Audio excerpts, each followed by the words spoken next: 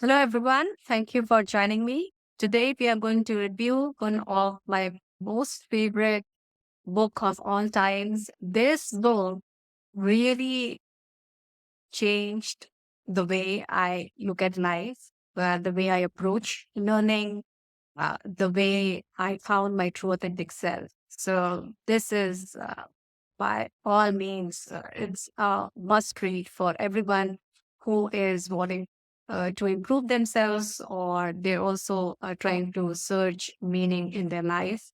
A bit of a spiritual book, but yes, anybody could read it.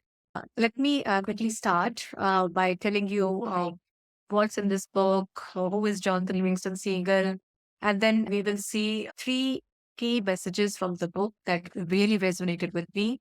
To start with, who is Jonathan? Jonathan, as you can see, is a seagull and he loves flying. And he's doing all kinds of acrobats.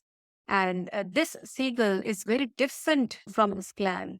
His clan is basically living as per society norms, collecting food and uh, the daily chores, and all these daily activities keep his clan busy.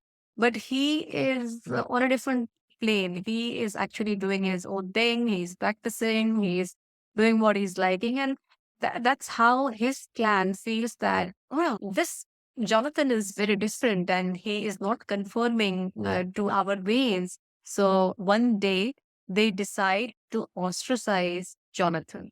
They tell him that, hey, if you don't follow these norms or the way we are living, you have to go. It's amazing that Jonathan, for some time, he actually gives away his dreams and he starts conforming to live in the society. And that's where he feels something amiss happening with him, something very different happening with him. And then finally he does that, no, this is not my authentic self. And he decides to leave his clan and be on his own way. When the story starts, Jonathan is alive and he is now practicing at great energy and speed and trying to do all the things that he ever wanted to do. One fine day, what happens while he is practicing his own craft on doing acrobats, he is met by two more seagulls who are very like minded as he is.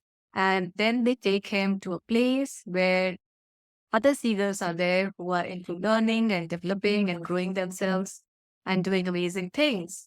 That is where Jonathan develops himself further and he becomes a master in his craft and then starts to share his learnings with the other seagulls.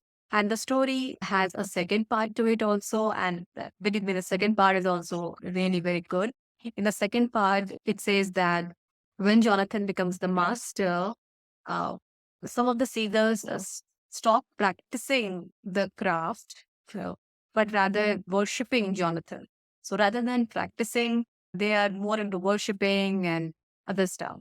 That's another lesson from the story, that if you want to become like someone, if you admire someone, it is not about worshipping that person. It's about understanding what they did and then starting to practice. Practice will only get you there. I would like to state three key lines from the book, and let me read it for you one by one. All right. So the first line, which I really like from the book, is to fly as fast as thought to anywhere that is. You must begin by knowing that you have already arrived. Such a powerful line, right? So it basically tells us that anything that you want in life, you have to start believing that you already have that. And you have to be in that happy feeling. And that happiness and that feeling, good feeling that you have already got, that will get you there. I know this sounds magical, but believe me, it is magical. The second line that I would like to share is, I am a perfect, unlimited gull.